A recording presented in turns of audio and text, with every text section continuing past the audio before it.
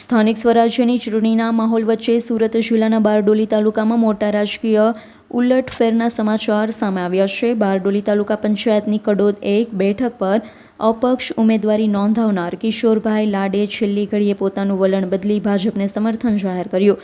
કડોદ 1 બેઠક પરથી અપક્ષ તરીકે મેદાનમાં ઉતરેલા કિશોરભાઈ લાડે આજે ભાજપ કાર્યાલયની મુલાકાત લીધી. ત્યાં તેમણે પક્ષના હોદ્દેદારોની હાજરીમાં વિધિવત રીતે કેસરીયો ધારણ કર્યો. ભાજપમાં જોડાયા બાદ તેમણે આ બેઠક પર ભાજપના ઉમેદવારને જીતાડવા માટે પોતાનું સંપૂર્ણ સમર્થન જાહેર કર્યું. જે બાબતે સુરત જિલ્લાના ભાજપ સંગઠન ઉપપ્રમુખ ભાવેશભાઈ પટેલ, બાલુભાઈ પ્રજાપતિ, કડોદ ગામના આગેવાન મહેશભાઈ મિસ્ત્રી, સુજી બક્ષીપંચમો કાર્યાલય લક્ષી ડોક્ટર સ્નેહલભાઈ પ્રજાપતિ અને ગામના આગેવાન મહત્વની ભૂમિકા રહી છે. નવા ચૂંટણીના કારણે હવે કડોદ 1 બેઠક પરના રાજકીય સમીકરણ સંપૂર્ણપણે બદલાઈ ગયા છે. અગાઉ ત્રિપાખ્યો જંગ ખેલાવાની શક્યતા હતી, પરંતુ હવે અહીં મુખ્ય મુકાબલો ભાજપના ધ્વનિ ભાવસાર અને કોંગ્રેસના અનુપ વ્યાસ વચ્ચે સીધી ટક્કર જોવા મળશે. કિશોર લાડનું સમર્થન મળતા ભાજપના પક્ષે જોર વધ્યું છે. કોંગ્રેસ માટે આ બેઠક પર રણનીતિ બદલાવાની નોબત આવી છે. તાલુકાના રાજકારણમાં આ પક્ષ પલટા અને સમર્થનને લઈ ભારે ચર્ચા જાગી.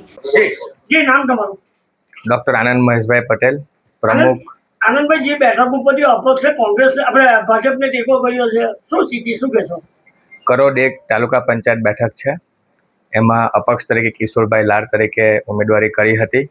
આજે હિન્દુ સનાતન ધર્મને માન આપીને ભારતીય જનતા પાર્ટીના વિકાસના કામને વેગ આપીને એમને આપણો ઉમેદવાર શ્રી ધ્વનિભાઈ ભાવસારને ટેકો જાહેર કર્યો છે. હવે આ બેઠક ઉપર કેવો જંગ રહેશે?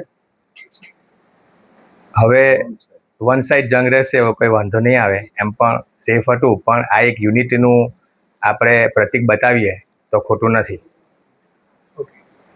સુરેશ રાઠોડનો રિપોર્ટ, S9 ન્યૂઝ, બારડોલી.